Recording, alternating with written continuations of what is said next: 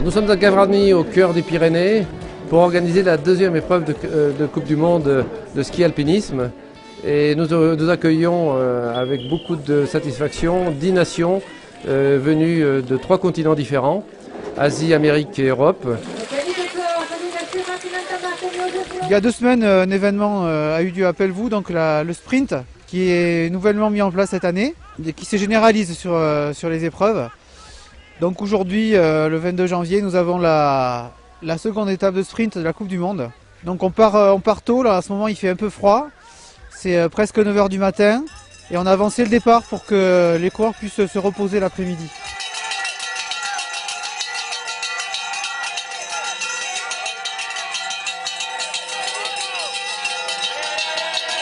Et le repos sera bien mérité puisqu'une fois de plus, tous les coureurs vont se donner sans retenue dans cette épreuve qui commence à rentrer dans les habitudes.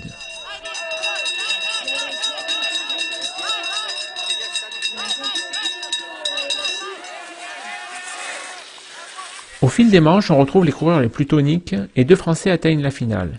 William Bombardier et Alexandre Pélissier, premiers lors de l'étape de Pelvoux, mais qui se fait ici souffler la victoire par le Suisse Marcel Marty.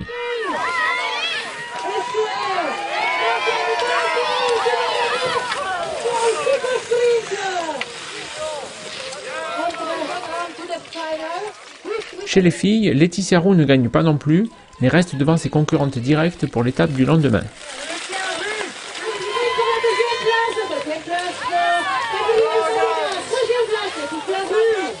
Donc demain nous allons réaliser une épreuve individuelle et qui va être en fait un départ à Gundersen.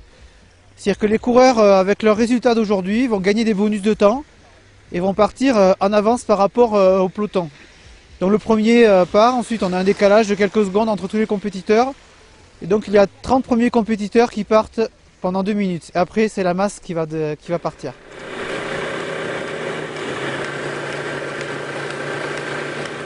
Avec cette méthode de départ, la course devient plus lisible et le premier à l'arrivée est sûr de remporter l'étape sans besoin de calcul supplémentaire.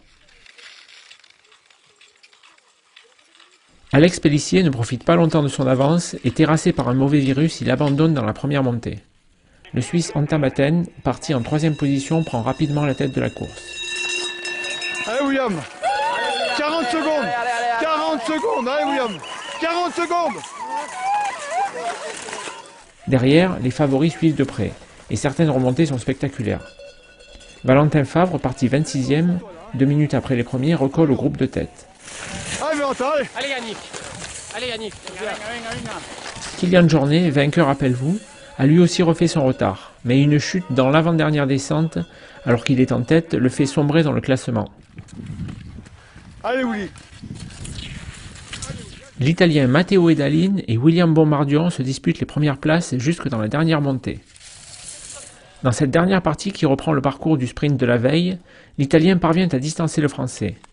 Mais William, second comme à Pelvoux, prend la tête du classement de la Coupe du Monde.